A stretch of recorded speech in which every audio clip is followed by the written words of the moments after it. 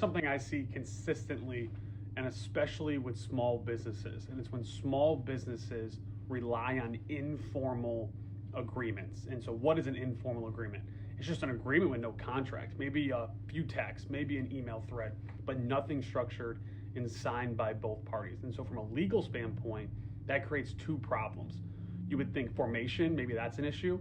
Formation is not an issue. You can still have a binding agreement without a formal contract. So all we need is offer, acceptance, and consideration. And that can exist through conduct. And the real issue when you have that is terms. And so what exactly was agreed to? Scope, payment, timing, responsibilities. If those aren't clearly documented, the dispute becomes evidentiary. And so what evidence do we have that points to the terms? You're no longer arguing about the deal, you're arguing about what the deal was. And then second, we have enforcement. Enforcement becomes very limited in a deal like this. Without clear terms, you might not have defined payment deadlines, any type of remedies for breach, any type of attorney's fees provisions.